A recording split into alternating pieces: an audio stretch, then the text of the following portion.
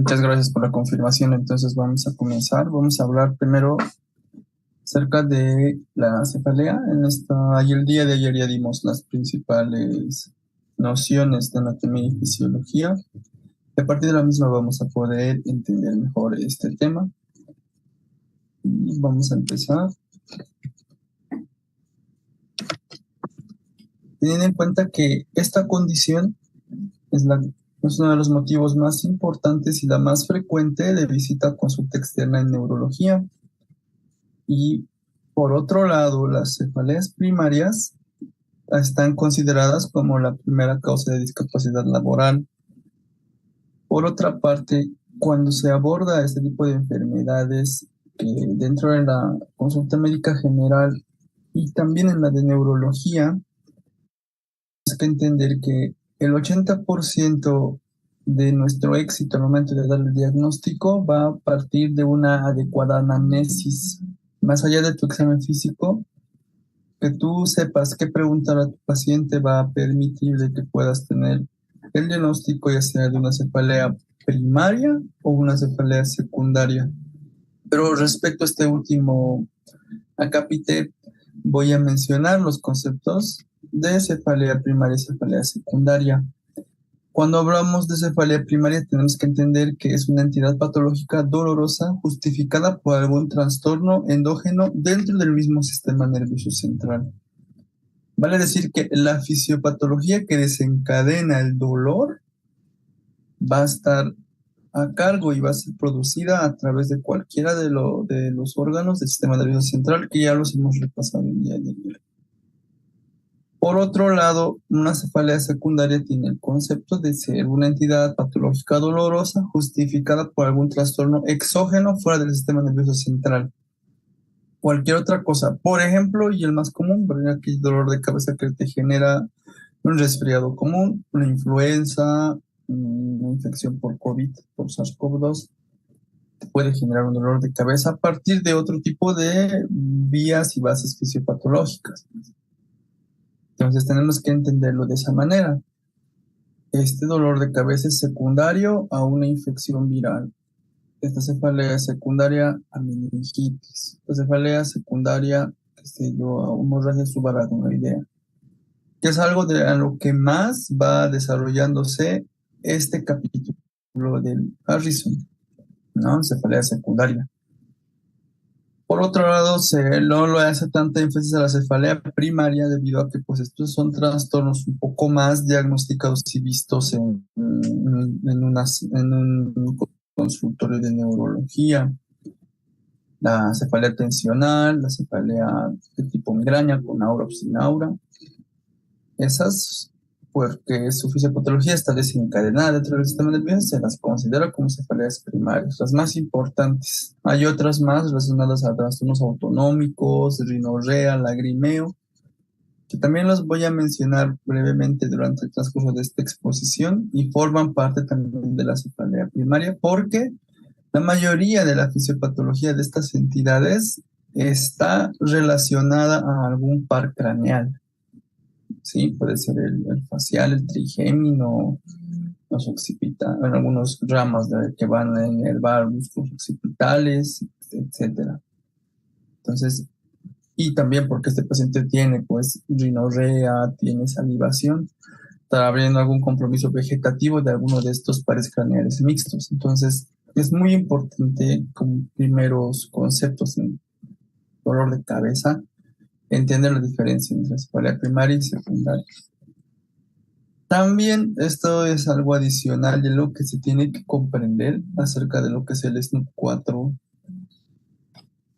que es la cefalea de banderas rojas, debido a porque se ha creado este acrónimo, esta serie de letras, para poder tenerlo como un memotécnico. Esto lo usan mucho en la sociedad americana.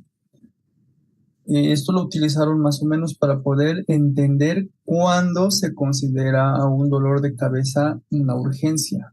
Cuando a un paciente con dolor de cabeza que acude a una sala de emergencias se le tiene que tomar muy en cuenta sus síntomas y sobre todo cuando va a necesitar un estudio de imagen, en la mayoría de los casos una resonancia magnética. Entonces, si este dolor de cabeza que presenta tu paciente tiene banderas rojas, pues este trastorno puede amenazar su vida más adelante. Entonces, por eso es muy importante entender el dolor de cabeza puede estar siendo una señal de que algo no está yendo muy bien. Entonces, cuando revisamos este acrónimo, vemos que en la letra S tenemos la parte sistémica, relacionada a los síntomas sistémicos. Los pacientes presentan fiebre, sudoración nocturna, escalofríos, pérdida de peso. Relacionado esto a cantidades como inmunosupresión, HIV, tuberculosis. La letra N está relacionada a síntomas neurológicos a signos neurológicos. Focalidad neurológica es lo que ya conocen algunos pacientes, algunos colegas que pues valoran a los pacientes y en el examen físico neurológico hablan de la focalidad, porque hay un compromiso a partir de algún elemento del sistema nervioso. El paciente debe estar con mucha confusión, alteraciones en la corteza cerebral, diplopía, amaurosis fugas, problemas a partir de la percepción de los pares craneales o la corteza visual, tinnitus pulsátil, afectación a nivel de lo que es el octavo paracraneal o la corteza auditiva, etc. La letra O refiriéndose al inicio, refiriéndose a más que todo, acá cuando habla del thunderclap, se refiere a un dolor de cabeza repentino, un dolor de cabeza que haya caído, como menciona esa palabra, ¿no? Como un rayo. Que la persona haya estado bien esta mañana, bien en la tarde, ya para la noche ha tenido un dolor de cabeza que le ha llegado así de la nada. Entonces, esta un motivo muy importante, sobre todo para ver esta parte del inicio, porque puede estar relacionado a trastornos que pueden llevar a muerte del paciente, como la embolia subaracnoidea, trombosis de senos venosos, que puede generarle una discapacidad neurológica a largo plazo a este tipo de pacientes. Y en el caso de una hipertensión intracraneal idiopática, puede poner, en todo caso, este paciente puede quedarse ciego, ¿no? Porque existe un desprendimiento de retina por el aumento excesivo de la presión intracraneana. Segunda letra O se refiere a que también tenemos que tener en cuenta dolores de cabeza en pacientes que son mayores de 50 años, sobre todo si han sido de reciente aparición, una evolución progresiva, podría estar relacionándose con lesiones ocupativas y la arteritis de células gigantes, que es otro tipo de cefalea que puede generar ceguera en el paciente. Y las otras P's, P4 se relaciona a 4 P's diferentes, perdón, donde habla de que el dolor de cabeza relacionado al cambio de posición, vale decir que el dolor de cabeza empeora cuando el paciente se encuentra de cúbito o diferentemente a la posición en la que él se presente, cuando se recuesta o cuando se levanta, cuando está en una posición ortostática. Cualquiera de estas características puede mencionarse y no es algo clásico que un paciente con dolor de cabeza y refiera que tanto el decúbito como cuando se pone en una posición ortostática empeora el dolor. Estas pueden estar relacionadas a fugas de líquido cefalorraquídeo, lesiones ocupativas, etc. Cuando hablamos de la segunda P, una historia clínica previa, vale decir que es un paciente que tiene dolores de cabeza frecuentemente, dolores tensionales, partes emocionales, etcétera, o una migraña, y que recientemente haya cambiado, recientemente tenga el paciente refiere mayor dolor, mayor intensidad del dolor o mayores números en cuanto a los episodios. Por ejemplo, antes le dolía una vez al mes, ahora le duele 3 veces al día. Entonces, esos cambios son importantes porque puede estar relacionado a una lesión ocupativa que está creciendo, una infección del sistema nervioso que está progresando, etcétera. La otra 3 es relacionada al embarazo. ¿Por qué durante los cambios hormonales que presentan las mujeres en estos estadios, en el embarazo y en el posparto, puede generar que active, que el cuerpo como tal tenga una predisposición a formar coágulos, más procoagulante? Y en este caso puede generar trombosis o lesiones pituitarias o generar vasoconstricción cerebral reversible por los cambios hormonales que presentan las pacientes que están embarazadas o en el posparto. La cuarta letra P relaciona a la precipitación por el valsalva, ¿no? Los pacientes al estornudar, al toser, al agacharse o al esforzarse, al hacer pujo, pueden presentar aumento del dolor de cabeza o exacerbar el dolor, y esta puede ser relacionada a malformaciones de Chiari o lesiones ocupativas de fosa posterior, que son pues entidades que tienen que resolucionarse en una sala quirúrgica. Bien, por si esto tal vez no quedó muy claro, si en realidad pues son diferentes acápites que nosotros nos tienen que llamar la atención en un paciente que acude a una sala de urgencias con un dolor de cabeza. También tenemos que relacionar este tipo de señales con un tipo de cefalea secundaria. Porque la mayoría de estas han visto que son cefaleas secundarias. Secundarias a algo, una lesión ocupativa, secundarias a una infección, secundarias a etcétera, ¿no? Sobre todo estas de acá, ¿no? La SNUC, síntomas sistémicos, síntomas neurológicos, un comienzo repentino del dolor de cabeza, pacientes mayores de 50 años, y ahí. Bien, otro concepto inicial que hay que entender es, pues, y que hace énfasis en el libro de Harrison, es los mecanismos del dolor cefálico. Cuando tenemos un sistema, y más que todo, ¿no? Cuando el paciente tiene un sistema nervioso sano, más que todos los nociceptores van a detectar el daño celular, ya van a activarse más adelante las vías endógenas activadas inapropiadamente por el daño local. Esto está más que relacionado con las vías de transmisión del dolor. Vemos que el dolor se va a transmitir y va a llegar a un centro muy importante de la interpretación del dolor, que es el tálamo. Y el tálamo es el encargado de poder modular el dolor o interpretar el dolor para poder ver si este daño que se está generando se puede ir en contra del mismo, ya sea retirando el estímulo.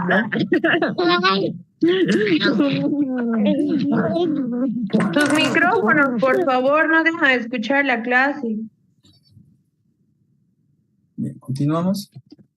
Continuamos con esa parte del mecanismo del dolor. Para entender esto, tenemos que entender cuáles son las estructuras que generan dolor y cuáles no.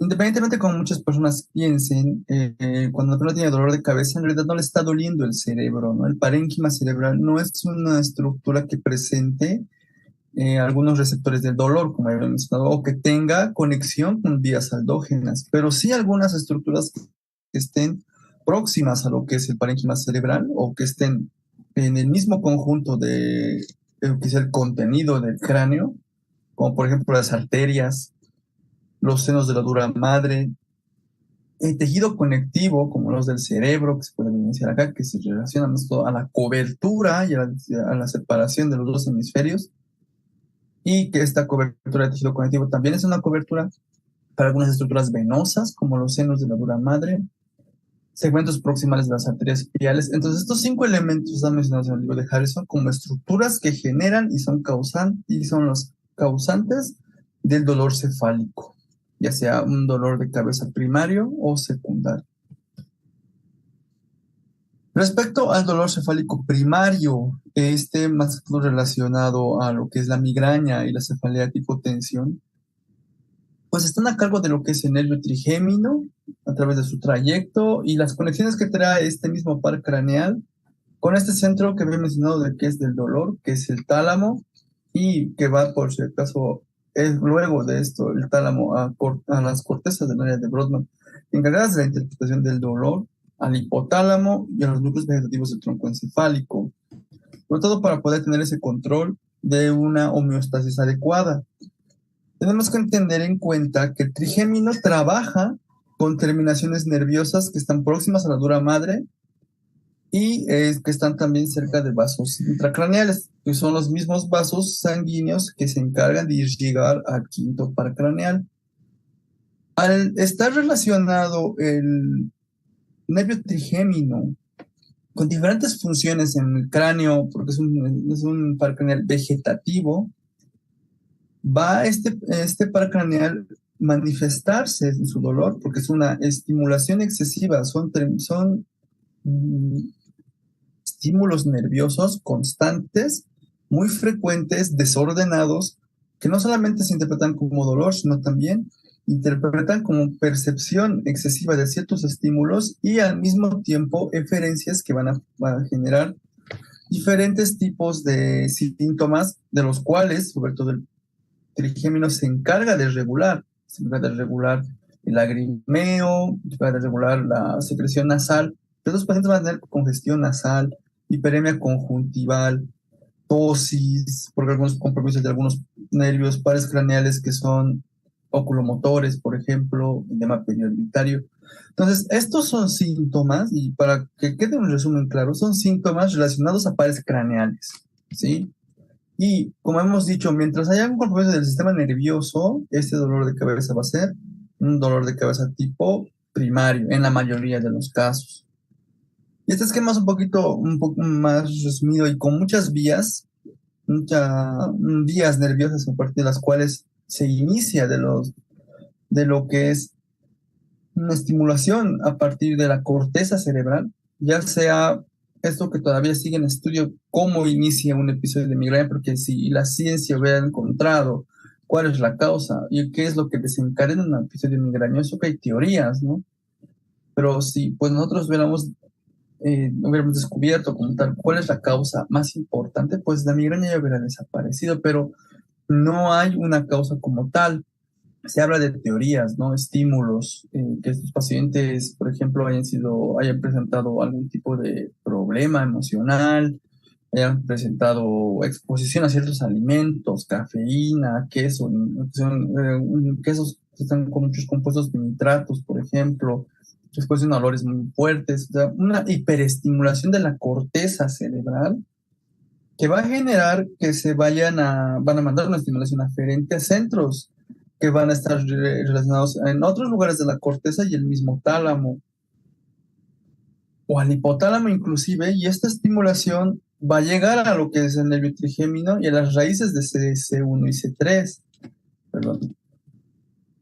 Esto va a generar un sistema que va a inhibir más que todo a lo que va a desinhibir el dolor, porque el trigémino, al ser un par craneal que se encarga de la sensibilidad de la cara, se encarga de inhibir los hiperestímulos del dolor. Entonces, este paciente va a tener una hipersensibilidad en el rostro, ¿no? Y eso forma parte de un reflejo vascular trigeminal. Entonces, los centros del dolor que han sido estimulados por lo que está aquí en el centro, ¿no? Han sido estimulados por diferentes núcleos, sobre todo los que han llegado hasta lo que es la parte cervical, los núcleos espinales, van a poder llegar a hacer que exista una hiperestimulación parasimpática de las arterias carótidas, porque es a partir de este lugar donde también se va a involucrar el nervio facial.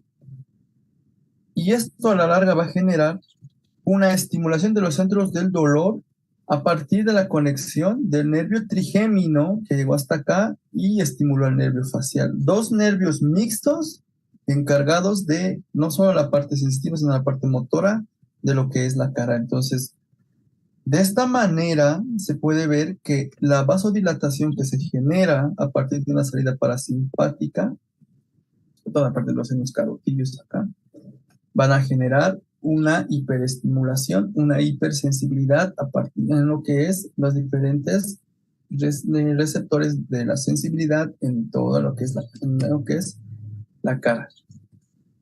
Pero pues eso es fisiopatología que pues desde luego se puede hablar mucho, hasta media hora de eso, pero que no es algo que haga tanta énfasis en la parte de libros, más que todo hablar de los nervios y los pares craneales relacionados.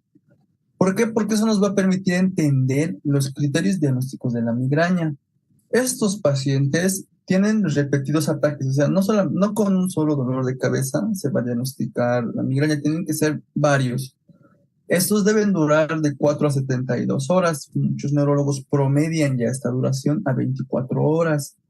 Entonces, por la mayoría de los casos, ¿verdad? Entonces, el paciente te va a decir que le ha dolido la cabeza durante todo el día, o le ha dolido 2 hasta 3 días, como se puede evidenciar ahí. Lo primero que menciona, ¿no? Esta tabla. Y también hay que tener en cuenta que estos pacientes tienen un examen físico normal. Necesitamos entender también que al menos 2 de las siguientes 4 características van a representar un ataque de migraña.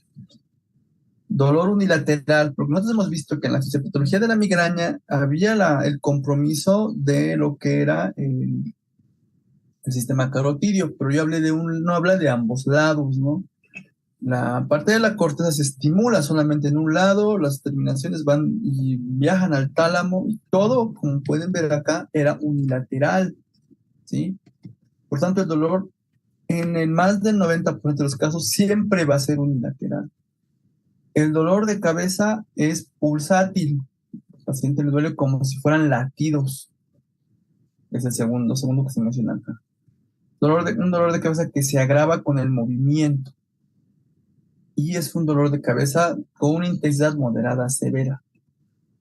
Es fácil interpretar cuando el paciente llega con un dolor de cabeza de estas características porque tú le preguntas qué estaba haciendo el momento del dolor de cabeza y te va a decir, pues estaba trabajando, estaba en mi computadora o estaba pasando mis clases, estaba en el colegio o estaba en la universidad, etc. Entonces, él te va a decir que le empezó a doler la cabeza poco a poco, que ha notado que el dolor era en un solo lado de la cabeza, que eran tipo latidos, throbbing pain, y que él dejó de hacer lo que estaba haciendo, porque el dolor era muy insoportable, era intolerable. Esa es una parte muy importante porque el dolor de migraña es un dolor de cabeza tipo discapacitante. Muy importante al momento de interpretar los diferentes casos clínicos que ustedes les lleguen o los propios pacientes que les lleguen a una sala de emergencia. Por algo el paciente está viniendo a una sala de emergencia, más allá de que hay algunos pacientes que sí son un poco hipocondríacos. Algunos pacientes pues sí vienen porque el dolor de verdad es muy intenso y muchas personas tienen diferentes tipos de diferentes maneras de enfrentar al dolor, ¿no? Algunos, por ejemplo, pues si empieza a doler es un poco ya, y otros no, pero la mayoría de los casos que el paciente llega a una sala de urgencias o que esté pidiendo apoyo o que vaya a un médico a una consulta externa por un dolor de cabeza es importante porque el dolor de cabeza es una de las entidades al mismo tiempo que más tiene automedicación. Porque los medicamentos con los cuales tú puedes curarte un dolor de cabeza pues son de fácil acceso en la farmacia, ellos mismos te dan el tratamiento en los farmacéuticos. Entonces, que no le esté ayudando un tratamiento convencional, pues llama la atención porque es un dolor pues de una intensidad importante. Entonces, al menos 2 de esas 4 características en el dolor que el paciente te describe. Adicional a esto, puede haber otras características también, como por ejemplo que el paciente esté relacionando su dolor con náuseas y vómitos. Ok, una característica que mencionan algunas escuelas de neurología, que después de haber vomitado, el paciente ha sentido mejoría en el dolor de cabeza.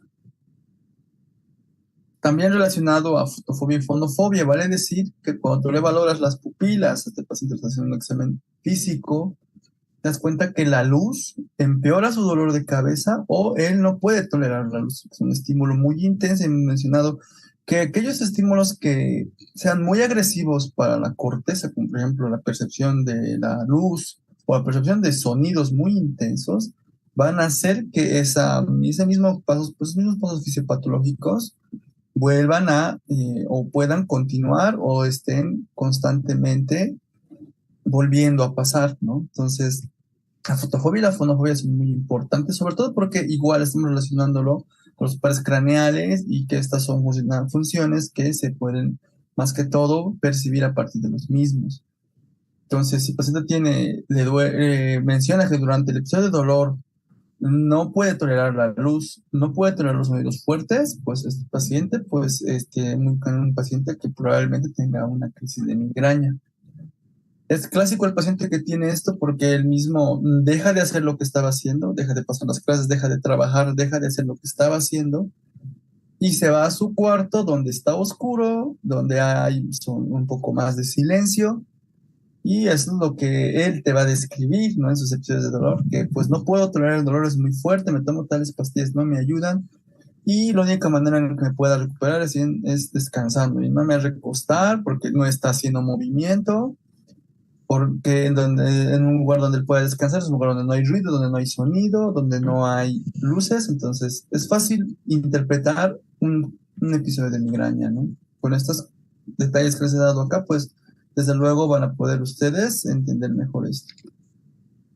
¿Qué hacer cuando tenemos, es un cuadro que también he visto un cuadro parecido que he visto en el Harrison, en el cual habla de lo que se tiene que hacer cuando tenemos pacientes con un episodio de migraña muy fuerte, pacientes que llegan a emergencias con una crisis migrañosa muy refractaria muchas veces a antimigrañosos que ellos mismos toman, ergotamínicos, etcétera. Entonces, dentro de lo que son esto tal vez es un poquito muy difícil de hablar en nuestro medio, porque en Bolivia hay algunos medicamentos que no los tenemos. Muchas ciudades no tienen triptanes. Bolivia como tal es muy difícil encontrar ácido valproico en ampollas, hidroergotamina en ampollas. Pero es importante que lo sepamos, porque no por el hecho de que no lo tengamos en Bolivia no lo vamos a saber. Es importante que los pacientes que tienen migrañas se hidraten bien, porque han tenido vómitos, recuerden, y están en un estado tan importante con una discapacidad tan importante que ya ni siquiera se preocupan por comer o tomar líquidos. Generalmente vienen deshidratados. Lo primero que se tiene que hacer es, bueno, si hemos dicho, darle un ketorolaco endovenoso y considerar dar un triptán en el caso de que se cuente con los mismos. Cuando no haya mejoría, intentar dar un antagonista del receptor dopaminérgico. En nuestro medio el más frecuente, la metoclopramida. Hay otras opciones también, pero el que más se encuentra ahí es la metoclopramida en nuestro medio. Si no hubiera mejoría, tratar de utilizar corticoides, dexametasona. Si no hubiera mejoría, podemos utilizar antiepilépticos endovenosos. En algunas escuelas de neurología utilizan la mitad de la dosis que se utiliza generalmente para impregnar a un paciente. Entonces, esas cosas son importantes al momento de entender y manejar un paciente, y casi como las últimas escalas, infusiones de lidocaína endovenosa, pero siempre y cuando tener en cuenta que los pacientes requieren una monitorización cardíaca y una administración lenta sobre todo. Sí, son 4 escalas que se pueden utilizar y cosas que podemos usar en el medio: ketorolaco, metoclopramida, dexametasona, antiepilépticos endovenosos y al final lidocaína endovenosa. Entonces, esto les puede servir a algunos que trabajan sobre todo en salas de urgencia. Todo esto son recomendaciones nivel 1, ¿sí? Nivel 1, desde el 2014, la Sociedad de Dolor de Cabeza Canadiense ha dado ese tipo de recomendaciones para el tratamiento de dolor migrañoso en la sala de urgencias. Y esto sobre todo porque esto es algo que ellos tienen mucho, o sea, unos pacientes con migraña, y que al mismo tiempo les genera un poco de pérdidas económicas como tal a los servicios de salud, porque el hecho de que no identifiques bien una migraña te va a hacer cosas que no tienes que hacer, pedir exámenes complementarios que no debes pedir. Un paciente con migraña no se le debería pedir un estudio de imagen. Un paciente con migraña no se le debería pedir un estudio de electroencefalografía, por ejemplo. Entonces, porque tú no has necesitado nada para diagnosticar, no has necesitado un estudio o pedirle un examen de sangre, nada. Haciéndole una análisis adecuada, entendiendo que el dolor de cabeza tipo migraña es así, es de esta manera, pues puedes diagnosticar la migraña. Les dije que más del 80% es la anamnesis que le das a tu paciente. Otro tipo de cefaleas primarias relacionadas al quinto paracraneal, las cefaleas en racimos, de hemicrania paroxística, que tienen estas diferencias porque se parecen mucho. ¿Sí? Estos dolores de cabeza parecen mucho porque pues están relacionados con mecanismos fisiopatológicos relacionados a los pares craneales. Pero acá en este cuadro se pueden evidenciar las diferencias más importantes.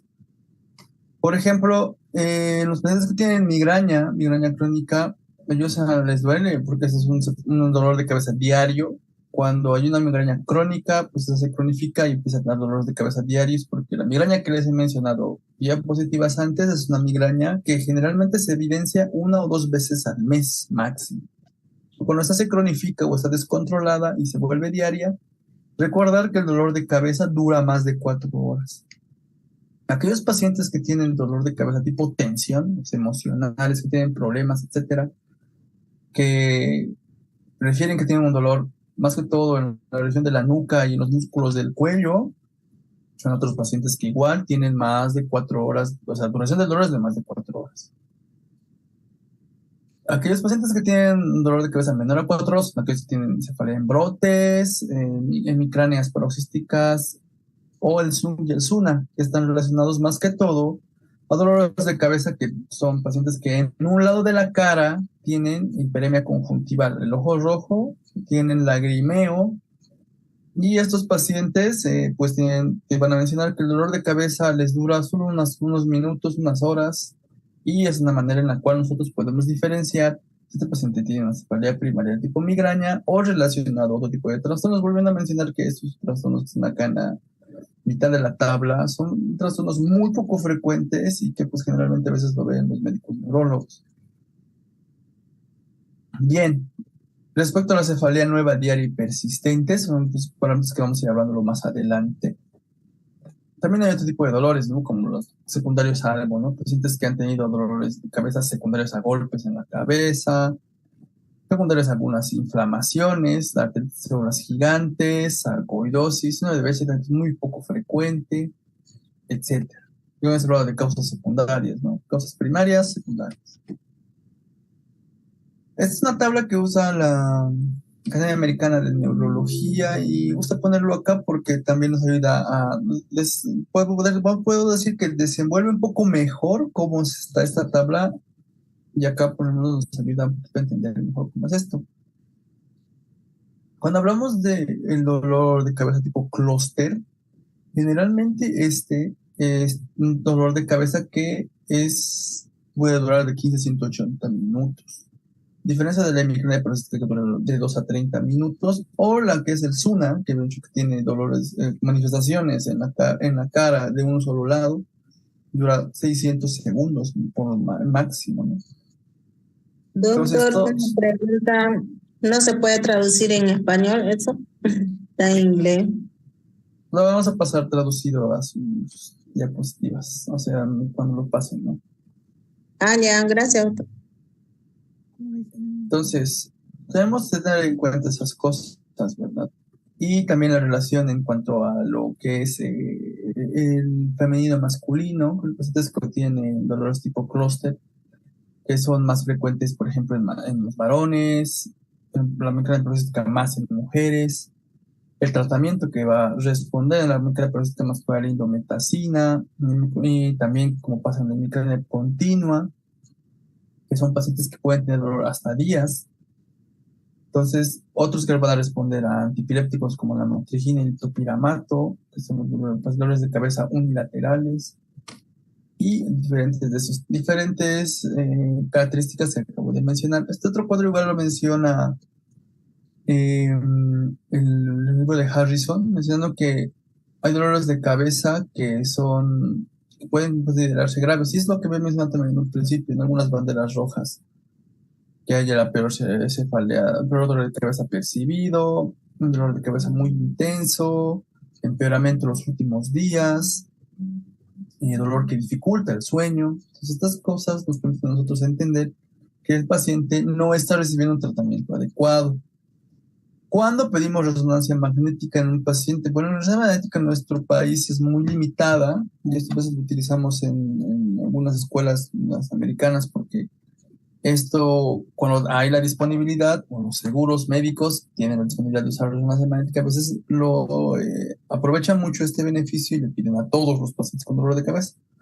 Pero solamente se debería pedir a pacientes en los cuales estamos sospechando de anormalidades de la presión intracraneana, que ya hemos dicho que son pacientes que presentan un aumento o empeoramiento del dolor de cabeza cuando hay cambios de posición, cuando están recostados o están sentados. Otros dolores de cabeza, cuando estamos sospechando de una infección, pacientes que están con mucha hipertermia o que ya presentan en sus exámenes hematológicos un desnivel izquierdo.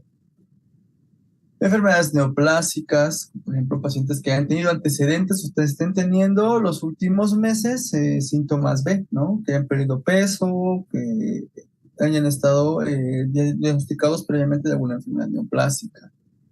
Entonces, cuando sospechamos de cambios en la presión, cambios o una infección o una neoplasia, es cuando se debe pedir una resonancia magnética. Por otro lado, aquellos pacientes que hayan presentado, bueno, que les estamos pidiendo estos mismos estudios de imagen, también les pediremos esto, ¿no? Estudios de laboratorio, sobre todo la velocidad de litrosedimentación, función lumbar en algunos casos, sobre todo en pacientes en los cuales sospechemos Cefaleas secundarias a cambios de presión. Pacientes que han tenido alteraciones en el fondo de ojo, que quiere decir que estén teniendo una presión intraocular muy importante. ¿Qué más? Ya pasándonos a otro tipo de dolores de cabeza, ya la cefalea secundaria, porque ya hemos hablado bastante de la primaria. En la cefalea secundaria, nosotros hemos visto que el dolor de cabeza se justifica por algún trastorno exógeno. Puede ser meningitis, como pueden verse acá, un tumor cerebral, hemorragia subaracnoidea, glaucoma. Secundaria a la meningitis, pues la triada clásica, ¿no? Fiebre, rigidez de nuca, disminución del estado de conciencia, que se puede evidenciar con un examen físico al momento. También que el mismo se exacerba con lo que es la oculomotilidad, que el paciente le hace valorar si te colabora, porque algunos pacientes, la mayoría de ellos está con compromiso del estado de conciencia. Si lo hicieran, pues ellos tienen mucho dolor al momento de realizar los movimientos oculares. Los pacientes tienen la indicación de una punción lumbar diagnóstica porque solamente viendo la calidad del líquido cefalorraquídeo, el estudio citoquímico del líquido cefalorraquídeo nos va a evidenciar una infección. Otro tipo de dolores de cabeza secundarios en la hemorragia intracraneal, por ejemplo, que generalmente ocurren en pacientes hipertensos mayores de edad, los cuales tienen y van a describirlo como el peor dolor de cabeza de su vida y que llegan a tener un dolor de cabeza que llega a aumentar simplemente en 5 minutos y luego más allá de esos 5 minutos se quedan con ese dolor de cabeza de gran intensidad. Puede que estos pacientes ya previamente tengan un dolor de cabeza que haya empezado, o sea, que ellos hayan tenido, y refieren que hace 2 o 3 días han tenido un dolor de cabeza intenso, lo que se conoce como cefalea centinela, no solamente visto en la hemorragia intracraneal, sino en rupturas de aneurismas y en dolores de cabeza relacionados a lo que es una hemorragia subaracnoidea inclusive. Hay algunos pacientes trastornos vasculares que presentan rigidez de nuca. Estos pacientes están relacionados a una hemorragia intracraneal del tipo subaracnoideo. Esos pacientes tienen una indicación de una punción lumbar diagnóstica, porque al ser una hemorragia, tú vas a evidenciar dentro de la calidad del líquido cefalorraquídeo glóbulos rojos. Entonces evidencias los glóbulos rojos dentro de lo que es un citoquímico de punción lumbar y vas a poder interpretar esto como una hemorragia del sistema nervioso. Respecto al dolor de cabeza secundario a tumores, el 30% de los pacientes que tienen tumores en el cerebro, solo un 30% van a presentar dolor de cabeza. Se van a mencionar que es su síntoma más importante, un tercio por así decirlo. Y a diferencia de lo que era el dolor de cabeza por un trastorno vascular, que era repentino, el peor dolor de cabeza de su vida, relacionados a los tumores es un dolor progresivo. Es un dolor que poco a poco fue aumentando, que a medida que pasaron los días el paciente notó que el medicamento que siempre le servía para el dolor de cabeza ya no le funciona. También que está exacerbado por maniobras de Valsalva. Es al paciente en la valoración que le haces que pueda imitar o haga como que está tosiendo y refiere que el dolor empeora, ¿no? Aquellos tumores relacionados a exacerbación de la maniobra de Valsalva son aquellos tumores de fosa posterior. Por otro lado, también estos dolores de cabeza están relacionados con cambios posicionales, al igual que eran aquellos dolores de cabeza relacionados a pérdida o excesivo líquido cefalorraquídeo, que están en algunos otros, que vamos adelante lo vamos a desarrollar un poco. Y es un imitador de la migraña, porque estos dolores de cabeza suelen relacionarse a náuseas y vómitos. Hemos mencionado que uno de los criterios adicionales de migraña se relacionaba a lo que eran vómitos, ¿no? Pero es uno de los más grandes imitadores de la migraña son los tumores del sistema nervioso. Esta es una entidad muy poco conocida, pero muy frecuente. Muchos médicos generales, médicos internistas, muchas veces tienen muchos problemas en diagnosticarlo, precisamente porque muchos textos mencionan que no es muy frecuente, pero en realidad sí lo es. Esto se da porque existe una autoinmunidad, si queremos entenderlo así, porque es un proceso inflamatorio, un ataque autoinmune hacia lo que son los vasos sanguíneos, pero no todos los vasos sanguíneos, sino más que todo a la arteria temporal. Entonces, esta vasculitis temporal va a generar, como se puede ver en esta imagen, que estos pacientes, al ser un proceso inflamatorio muy importante, se puede evidenciar que estas mismas han crecido en lo que es el volumen y se puede evidenciar el paciente presenta lo que es aquí una visible y palpable arteria temporal. Y específicamente el paciente tiene un dolor de cabeza intenso localizado a este nivel. Y al ser la arteria temporal que tiene unos afluentes cerca de lo que son las arterias que se encargan de la irrigación de la retina, si este proceso inflamatorio continúa, estos pacientes, dentro de la evolución de su dolor, van a mencionar que tienen disminución de la agudeza visual. Y al tener disminución de la agudeza visual, pueden estos pacientes, si es que no se les tratan, si es que no se les da corticoides, porque es un paciente que tiene un proceso inflamatorio autoinmune, tiene que darse corticoides. Si no se les da los corticoides, son pacientes que pueden llegar a tener ceguera por una neuropatía óptica isquémica. En la mitad de los pacientes se ha visto esta complicación. Por lo tanto, es importante entender que un paciente mayor de edad que viene con dolor de cabeza localizado a nivel temporal y que al mismo tiempo tiene un poco de alopecia a este nivel, pues puede quedarse ciego si es que tú no lo diagnosticas en el momento que tenías que hacerlo. Dentro de lo que es, y no es tan difícil el diagnóstico porque esos pacientes también tienen otros síntomas. También les duelen los músculos, también tienen caída de la mandíbula, han perdido peso, tienen alopecia, como había mencionado, en la región temporal, tienen hipersensibilidad en la inserción del cabello en la región temporal. Es un dolor refractario a AINES. Estos pacientes han tomado múltiples medicamentos y no les ha ayudado porque lo único que les va a ayudar es el corticoide, prednisona 80 miligramos día por 4 a 6 semanas, bajando a dosis progresivas posteriormente. El diagnóstico se hace con la biopsia de arteria temporal, pero no puedes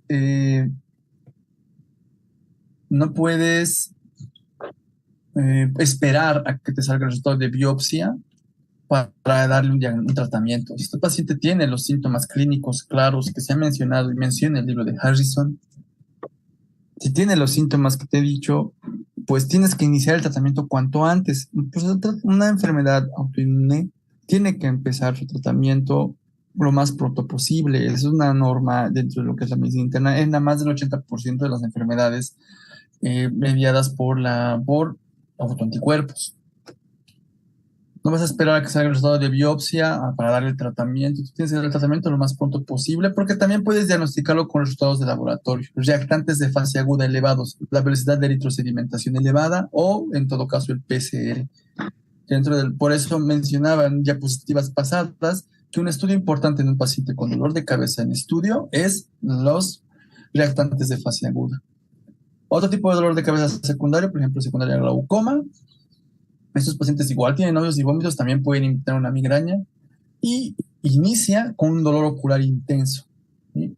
Un dolor ocular intenso junto con una cefalea, que es casi diaria, puede relacionarse a una secundaria glaucoma. Estos pacientes también tienen el ojo enrojecido, midriasis y una pupila fija. Entonces, estos pacientes también tendrían que verse de manera paralela junto con un oftalmólogo. Otra entidad es esta, ¿no? Cefalea crónica diaria, que es otro motivo de consulta muy frecuente. Pacientes, te digo que la cefalea los pacientes lo enfrentan en sus casas, lo enfrentan en el día a día y lo resuelven muchas veces. Entonces, el dolor de cabeza, esos pacientes lo resuelven por la automedicación, medicamentos que les dan los farmacéuticos, pero más adelante se puede ver que esos pacientes son refractarios a este tipo de dolor, de tratamientos, Dani. y llegan a consulta con dolores de cabeza.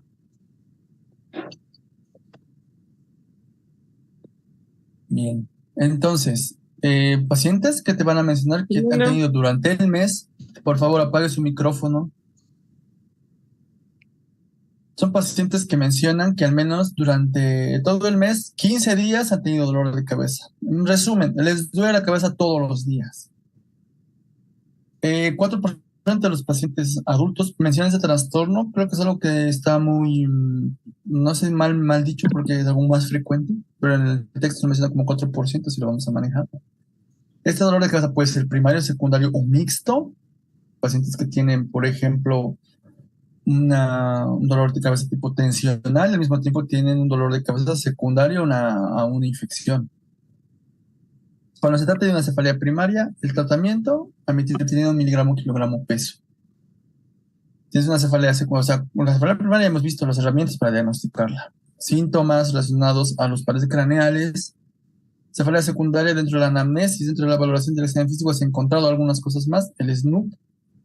Tratarás la causa antes de empezar algún tratamiento más específico como la amitriptilina. Ese tipo de dolores de cabeza resistentes a fármacos, resistentes a analgésicos, han sido tan estudiados que se han utilizado medicamentos relacionados a anticuerpos monoclonales, relacionados a la calcitonina, el CGRP, y otros también relacionados y que se hacen un poquito más intervención, como la neuromodulación, a través de pulsaciones magnéticas, como se ve en el dibujo, y estimulación del par craneal 10, que habíamos mencionado dentro de la fisiopatología, que habíamos mencionado al par craneal 5 y al 7, pero cuando se cronifica ya hay la intervención del par craneal 10. Entonces, ¿qué tipo de cefaleas? Es una pregunta de examen. ¿Qué tipo de cefaleas están relacionadas a la resolución con neuromodulación o anticuerpos monoclonales? Cefalea en brotes, hemicrania paroxística, SUNA, SUN y la hemicrania continua. ¿Qué han sido dolores de cabeza que mencioné diapositivas atrás, que se parecen mucho a una presentación de migraña? Y eso es igual una recomendación nivel 1 que se maneja en las escuelas de neurología desde el año 2016. Entonces, esto fue publicado por la revista de Heritage y es conocido como el estudio ACT-1, ¿no? En los cuales se puede evidenciar que la estimulación no invasiva del nervio del par craneal 10 ha mostrado buenos beneficios en dolores de cabeza, sobre todo acá en el dolor de cabeza tipo clúster, que está relacionado, que es relacionado a lo que hemos dicho como la cefalea en brotes. Respecto a la variedad y el abuso de los fármacos, porque esto para algunos puede ser un concepto nuevo. El hecho que te den analgésicos y que tú tomes analgésicos todos los días puede generarte un dolor de cabeza porque estás generando un desequilibrio a partir de lo que son los estímulos de la sensibilidad. Estás generando un desequilibrio en la percepción del dolor. Todos esos centros encargados de la percepción del dolor frente a una ingesta continua y diaria de analgésicos genera lo que es una respuesta paradójica y una hiperestimulación de las percepciones dolorosas. Entonces, si el paciente te menciona que le duele todos los días la cabeza y que todos los días toma ketorolaco, todos los días toma ibuprofeno y pese eso sigue con dolor, este paciente entra dentro de la categoría de dolor de cabeza asociado a abuso de fármacos. ¿Y cuál es el tratamiento? Retirar estos medicamentos. Y el paciente se sorprende porque pues, le dices que deje de tomar los analgésicos. Pero no es una reducción pues súbita, tienes que hacer una reducción del 10% por semana más o menos. Y este caso sí puede solucionarse con un analgésico, pero a una dosis muy baja, naproxeno 500 miligramos cada 12 horas. Es el único analgésico. También el aspirina y también antagonistas de medicamentos como el ondansetron, la domperidona, que están relacionados más que todo a antagonistas del 5-HT3. Son medicamentos que también se pueden utilizar, pero en el manejo intrahospitalario, ¿sí? Al paciente con una cefalea por abuso de fármacos, uno le vas a retirar todos los otros analgésicos que están generando el dolor de cabeza de manera semanal, poco a poco, y asociarlo a una dosis bajas cada 12 horas. Esos medicamentos le van a ayudar al paciente a estar libre del dolor de cabeza. ¿Qué más? Respecto a la cefalea primaria persistente, lo menciono otra vez, dolor diario, le duele todos los días la cabeza. Y que es un dolor de cabeza, al ser primario, es un dolor de cabeza que, recuerden bien esto, que es un concepto de neurología igual, todo dolor primario es un dolor de cabeza que es bien descrito por el paciente. El paciente te va a describir como nadie cómo le duele la cabeza, qué es lo que le genera el dolor, cómo empieza, qué es lo que le empeora el dolor de cabeza. En el caso de los dolores de cabeza tipo migraña, el paciente sabe que le hace mal cierta comida, le hace mal ciertos olores, sabe qué días van a venirle, por así decirlo, la migraña, conoce su aura, entonces son pacientes que conocen bien su dolor. Los de la atención, igual. Saben que algún problema que tengan en su oficina, en su trabajo, en su casa, un coraje que hayan hecho, saben cuál es su exacerbante, saben cuál es el dolor que va a desencadenar su dolor y saben cuánto va a durar y saben qué medicamentos le ayudan y cuáles no le ayudan. Mientras mejor te describa el dolor de cabeza del paciente, es un dolor de cabeza primario. Pero cuando el dolor de cabeza es difícil de describir, o sea, dice, pues me duele así una vez, otro día me duele así, pues es secundario, como ya lo hemos ido describiendo en las diapositivas pasadas. Vamos a hablar, para poder acabar este proceso de dolores de cabeza, pues que es un poquito extenso, pero voy a hablar con esas entidades que son poco conocidas, pero sí están descritas en el libro de Harrison, por lo que hay que entenderlas y conocerlas. Dos tipos de dolores de cabeza finales, ¿sí? No relacionados a los previos, ¿no? Estos son otro tipo de dolores de cabeza y estos son generados por poco líquido cefalorraquídeo o exceso de líquido cefalorraquídeo. Ahora, ¿cuándo un paciente pues, va a tener una disminución de líquido cefalorraquídeo así, usando la lógica? Pues serán pacientes a los cuales se les ha hecho una punción lumbar, se les ha retirado mucho líquido, pero pues no siempre pasa esto, ¿no? Hay alguna predisposición genética en el biotipo del paciente que pues son respuestas no esperadas. Esto no quiere decir pues que le vas a prohibir a tus pacientes o a tus familiares cercanos hacerle una punción lumbar. Si hay que hacerla, hay que hacerla. Esto a veces es una respuesta idiosincrática. Entonces, cuando hay un dolor de cabeza por disminución de líquido cefalorraquídeo, el dolor de cabeza va a ser de la parte de la región occipital hasta la región frontal. Y también es dependiente de la posición. Este dolor de cabeza va a ceder en la posición de decúbito. Se va a recostar y el dolor de cabeza se le va a aliviar. Menciona antecedente de punción lumbar. Pacientes que han hecho mucha valsalva, que han empujado mucho, que hayan realizado mucha actividad física últimamente, muchas pesas. Hay unos pacientes que no estén acostumbrados. Estos pacientes pueden verse, o sea, puede ocurrir esto, pues que se haya colocado una inyección epidural, algunos pacientes que han recibido anestésicos, por ejemplo, y puede ser una lesión esperada hasta 12 días después de haber tenido la intervención. Son dolores de cabeza de los pocos, que mejoran con cafeína, por si acaso. Pregunta de examen también. Y que, pues, por ejemplo, el tratamiento se lo va a realizar con cafeína y solución salina fisiológica. Esto, pues, como recomendación en hospitales tienen acceso a medicamentos de todo tipo. Los pasan de manera endovenosa en 2 horas. Pacientes que reciben parches de sangre o tratamiento con teofilina, que responden bien a estos tipos de tratamientos, pues tienen el diagnóstico de disminución de líquido cefalorraquídeo.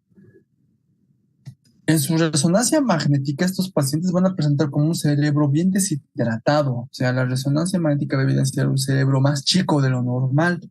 Por tanto, todo lo que no es parénquima, por ejemplo, los senos venosos, las meninges, van a resaltar más. Ahora, por otro lado, cuando se habla de cefalea por aumento del líquido cefalorraquídeo, o sea, ahora usando igual la lógica, ¿qué entidades pueden aumentar un líquido cefalorraquídeo? Algunas entidades, y una que es muy importante, que está relacionada a algo que mencioné en algunas diapositivas anteriores, pero esta igual tiene una implicación con los cambios hormonales, más que todo los cambios hormonales femeninos, y aquellos pacientes que tienen mucha predisposición a presentar picos de progesterona, estrógenos muy frecuentes, pacientes con síndrome de ovario poliquístico, pacientes con obesidad, entidades o pacientes que estén generándose mucho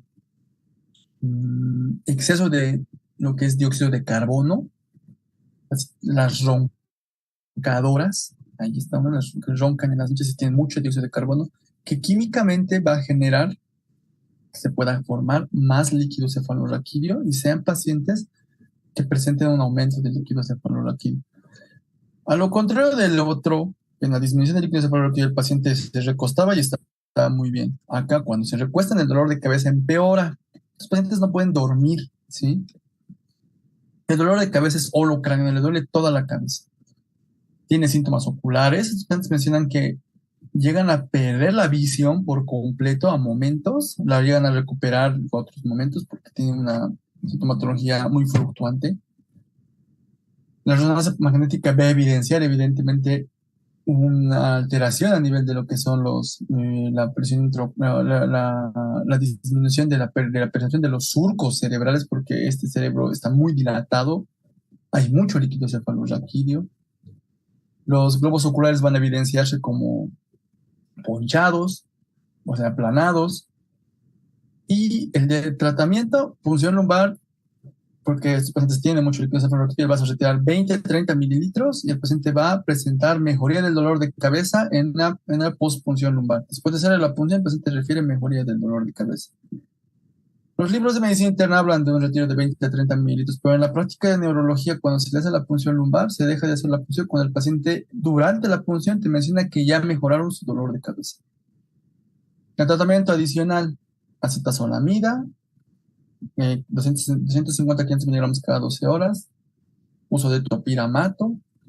Y en pacientes que tengan esto muy refractario, pacientes en los cuales ya hayan sido vistos por un médico del sueño, se les haya podido controlar la parte de los ronquidos con un equipo de CPAP, por ejemplo, y sea muy refractario, como tratamiento de última instancia, los neurocirujanos realizan una derivación ventriculoperitoneal. Todo ese líquido adicional y en exceso que se forma se va a derivar a la región peritoneal. Igual es una recomendación clase 1, ¿sí? Esto pues no ha sido recomendado por experiencia, sino ha sido recomendado por múltiples estudios que se han realizado en diferentes hospitales con múltiples pacientes. El efecto de la acetazolamida en pacientes que presentan hipertensión intracraneal idiopática se ha podido evidenciar que existe una mejoría a partir del uso de la acetazolamida. Aquí tengo este gráfico muy importante. Personas, mujeres con este tipo de biotipo, obesas, jóvenes, son personas que tienen un mayor riesgo a presentar un dolor de cabeza del tipo pseudotumor cerebri. También hay otras características que presentan estos pacientes y lo menciona el libro de Harrison. Hipervitaminosis A, uso excesivo de esteroides, intoxicación con tetraciclinas, ácido nalidíxico, etc. Estos pacientes pueden llegar a presentar ese tipo de dolor de cabeza y en el fondo de ojo se ve edema, que es la parte de la retina, papiledema, cerca de la retina, que le generan al mismo tiempo al paciente alteración de los campos visuales. Ellos llegan a perder la visión a nivel de lo que son el área concéntrica. El tratamiento, como he dicho, a los pacientes hay que hacerle urgente una punción lumbar para retirar ese exceso de líquido cefalorraquídeo. Hay otro tipo de dolores de cabeza, ¿no? Pacientes que de manera reciente dicen que su dolor de cabeza ha pasado, pero ha ido empeorando. Pacientes que han tenido traumas, ¿no? Golpes en la cabeza, accidentes laborales, accidentes automovilísticos y dolores de cabeza que se asocian a mareo, vértigo y que a veces en el estudio neurológico se ven imágenes normales. Este tipo de dolores de cabeza se van a tratar con amitriptilina y también algunos van a requerir anticonvulsivos, ¿no? Valproato, gabapentina, topiramato.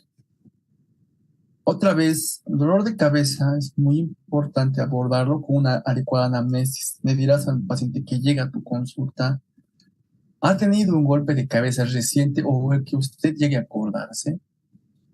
Y pues de seguro les van a avisar, ¿no? Que pues sí ha pasado eso. Pero ahora cuando hablamos del post-trauma no nos referimos pues a golpes como en el gráfico que se ven acá o el que se ve acá, sino también otro tipo de traumas en el sistema nervioso central.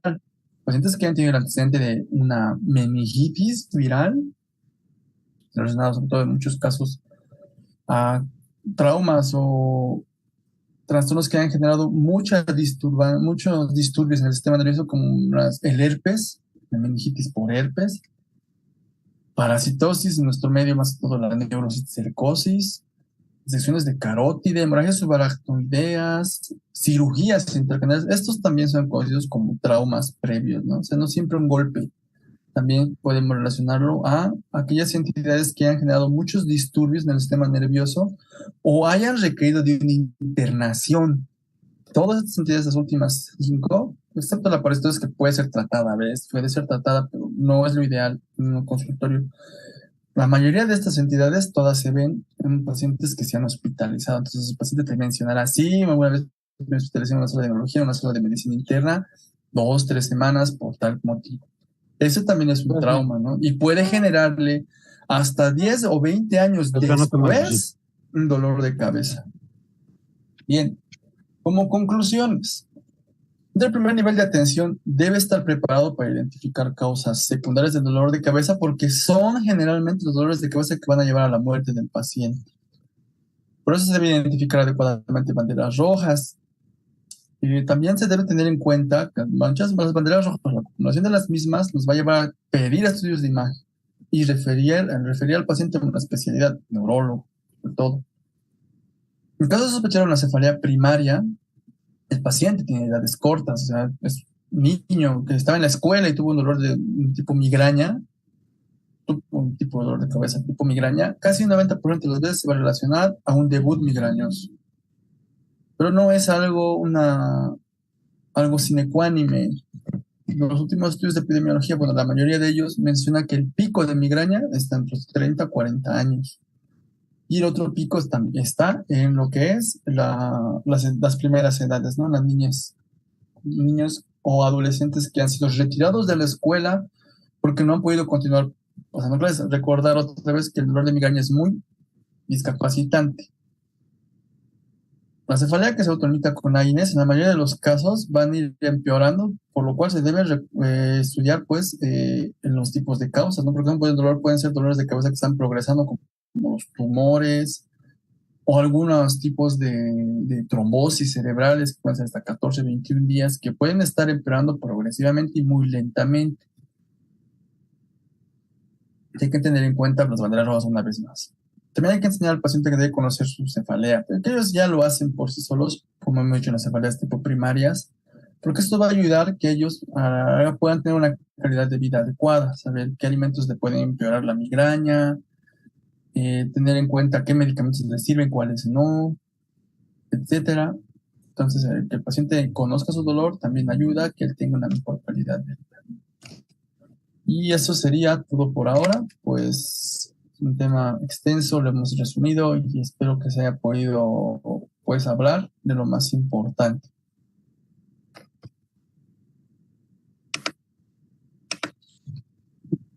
Doctor, buenas noches. Yo tengo una consulta. Adelante. Doctor, disculpe. Bueno, con todo lo que usted ya nos acaba de refrescar, ¿no? Todo lo que nosotros ya sabíamos. Doctor, por ejemplo, ¿qué pasaría en el caso de una persona que efectivamente tenga, a lo que estoy viendo ahora, todos los síntomas de una cefalea de tipo primaria? Por ejemplo, este es mi caso, doctor, que, bueno, yo ya estaba a punto de, bueno, en estos días, ¿no? De irme a hacer un examen de imagenología a neurocirugía, porque, pues bueno, mi cefalea, yo la tengo esto desde que tenía mis 15 años. Actualmente tengo 26 años y se ha ido cronificando, se podría decir. Yo, doctor, tomaba bastantes migranol, porque de verdad era algo que no podía soportar y estaba todo bien, pero hace ya 6 meses que el migranol no me hace nada y como usted dice, doctor, es un dolor discapacitante realmente. Entonces yo he empezado a tomar otro medicamento que es el Cofart Gold Forte y pues viendo todo lo que me ha explicado, yo sé que doctor, quizás estoy haciendo mal. Entonces, doctor, no sé quién me podría aconsejar si realmente ir y hacerme esa imaginología a pesar de lo que usted me ha enseñado ya o sacar una cita directamente con neurología o no sé, doctor, por favor. Ah, sí, algo más. Y doctor, también aparte del maltratamiento, ¿no? Y del uso y abuso de los AINES, ¿qué más hace que se cronifique más una cefalea, doctor? Bueno, vamos a responder poco a poco las preguntas que me han hecho. Sobre todo esta parte del qué cronifica un dolor de cabeza. Pues cronifica un dolor de cabeza el hecho de que no se sepa exactamente qué tiene el paciente, ¿no? Y es lo que está pasando con usted, ¿no? Si es una cefalea primaria o una cefalea secundaria, desde luego. son muchos años para que una cefalea secundaria algo esté desarrollándose. Generalmente son emergencias. Esta es una cefalea primaria. Pero de todas maneras, teniendo en cuenta que, porque son muchos años, ¿no? Teniendo en cuenta que ya he ido tomando varios medicamentos, habría que entender que probablemente tal vez esté sufriendo de una cefalea mixta, porque me imagino que recientemente ha ido encontrando cambios en los patrones de su dolor de cabeza. Entonces, eso es una bandera muy importante tomar en cuenta para poder pedir un estudio de imagen. De todas maneras, no está mal que se haga un estudio de imagen, porque su dolor de cabeza, si bien tiene características primarias, tiene muchos años, y pues ahora su dolor de cabeza está cambiando, es más frecuente, ya no responde a los analgésicos que toma. Probablemente está pasando una cefalea mixta y habría que ver si por ahí escondida hay un tipo de dolor de cabeza secundario. Ya ha cumplido una bandera roja. Ha habido cambios en su patrón del dolor de cabeza.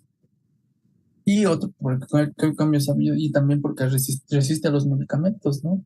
Entonces, primero hay que ver la parte, eso, ¿no? Un estudio de imagen, un examen físico es importante.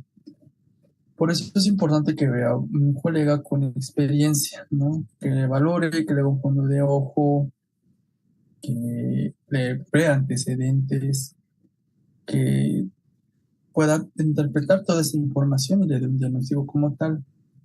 Pero ahora mi recomendación, pues si hagas el estudio de imagen porque ha cambiado su patrón del dolor de cabeza y porque ya pues ya no ha podido, no puede ya los analgésicos controlar este tipo de dolor. Entonces sí va a necesitar el estudio de imagen, que se haga un examen físico completo y pues si bien usted se ha automedicado con antimigrañosos, poco el Cofargod que Bioelectro, Migranol, son medicamentos que se usan en primera instancia, pero a veces no se usan de la mejor manera, ¿no? O sea, las dosis a veces no están adecuadas. O sea, hay otro tipo de medicamentos en el medio con los que contamos, a partir de los cuales se podrá pues hacer uso de ellos, ¿no? Entonces, por eso necesitamos saber exactamente y tener una valoración un poco más minuciosa sobre su cuadro. Entonces sí le recomiendo esas dos cosas, ¿no? Usted visitar con un neurólogo que tiene muchísima experiencia en la parte de la cefalea, más que todo para relacionar lo que usted dice con el examen físico y el estudio de imagen, que en su caso no estaría de más porque ha cambiado el patrón del dolor de cabeza. Entonces vamos a continuar con las preguntas. Ya como hemos visto, es un poco extensa, así que pues traten de revisarlo a detalle. Doctor, una consulta. Sí, Hay un pacientito que cada vez que toma, pues, según el tratamiento se le puede dar cafeína, ¿no? Pero tengo un paciente en donde a veces consume medicamentos con esa cafeína y todo, y según lo que le he preguntado, es mujer, ¿no? También tiene como, o sea, le empieza a dar como un síndrome vertiginoso cada vez que consume medicamentos que contengan cafeína y a momento de su punción de su cesárea también es, ha sido muy retardado su reacción después ah, de, de, de darle esta Anestesia. inyección, esta anestesia ha tardado mucho en reaccionar. Entonces, también después de eso me ha indicado que los medicamentos a la cafeína le afectan. Pero, ¿qué pudiera hacer? O si hay otro medicamento que podamos dar en vez de la cafeína.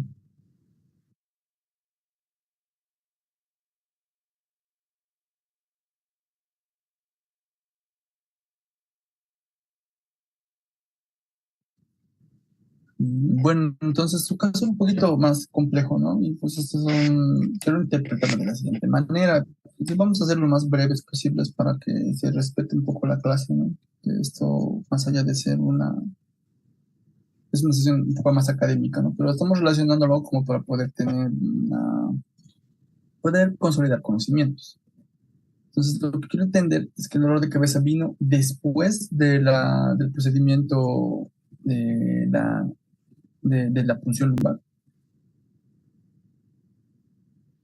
Exactamente, doctor. Eso me indicó, ¿no? Después de hacer una Perfecto. investigación más Sí, profunda, pues es como esto, pues es un vi que dolor no de es operativo. cabeza pues, generado por una disminución del líquido cefalorraquídeo, que puede generarse mucho después, inclusive.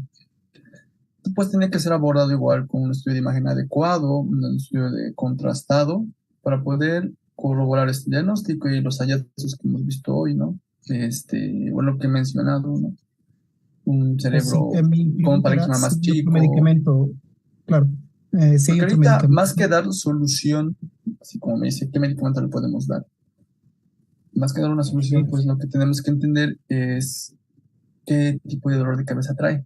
Porque muchas veces, y tal pasa con el caso previo, puede que estemos entre una cefalea mixta, o sea, que haya dos diferentes causas de este dolor de cabeza.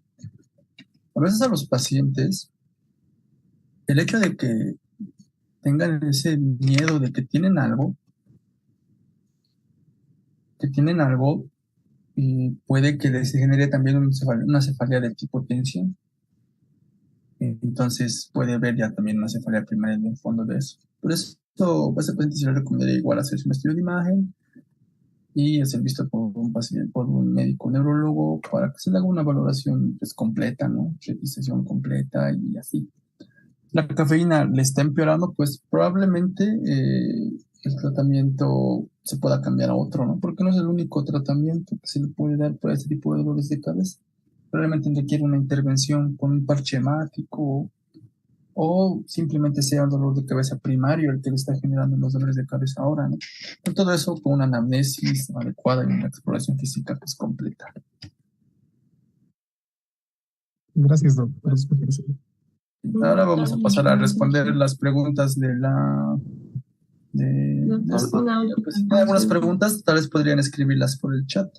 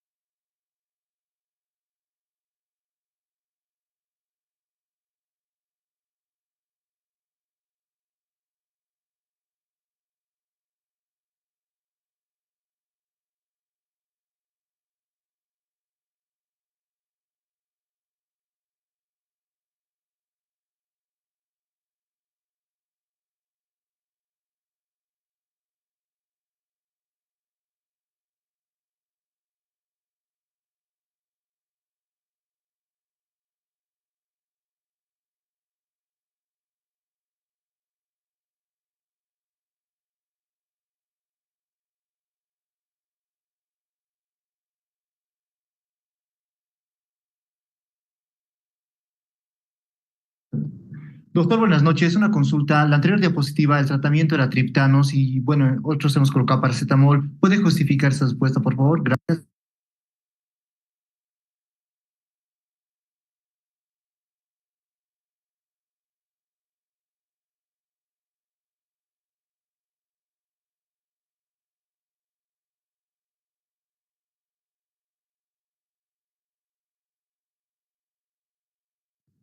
Los triptanos son medicamentos específicos para los tipos de dolores de cabeza de cefalea tipo primario.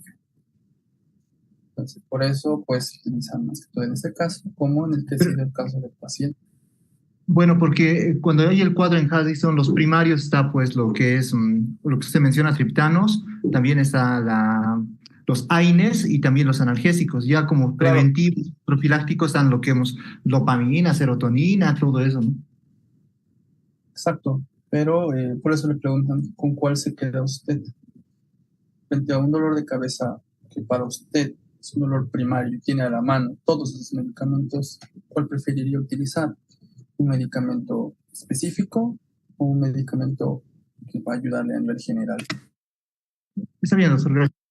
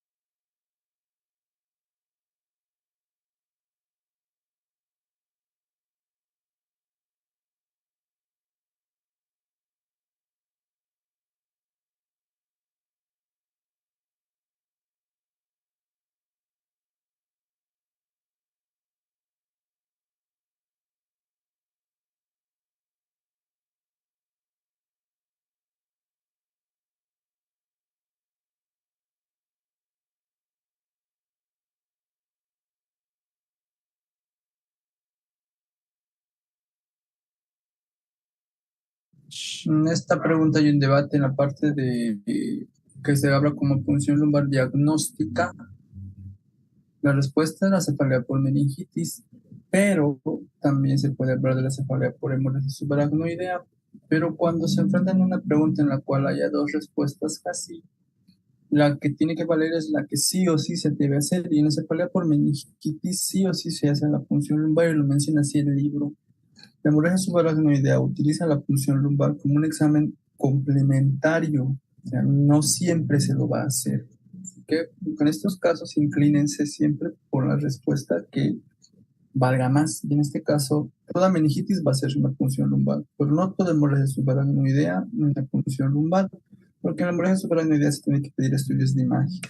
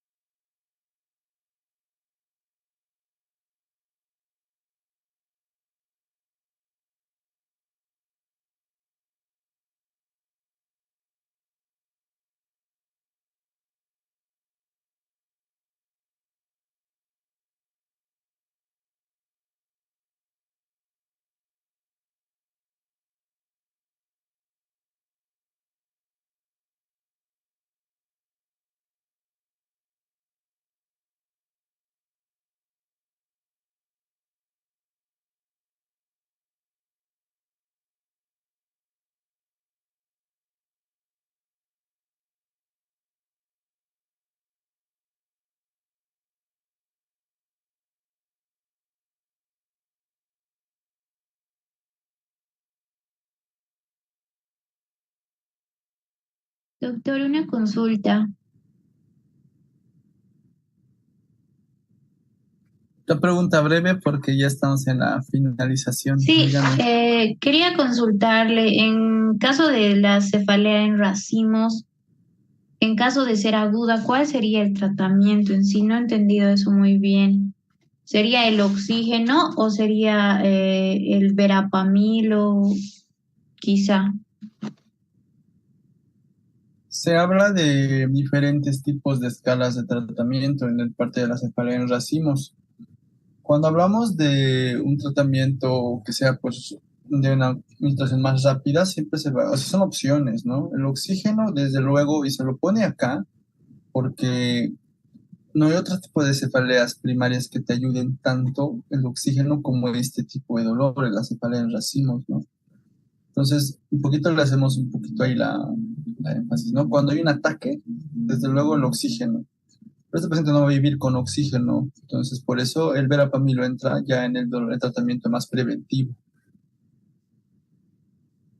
en el tratamiento Gracias, doctor. preventivo, en el crónico. Ahí está. Listo, pues. Y de mañana hablamos más acerca de esta neurología y también del tema de epilepsia.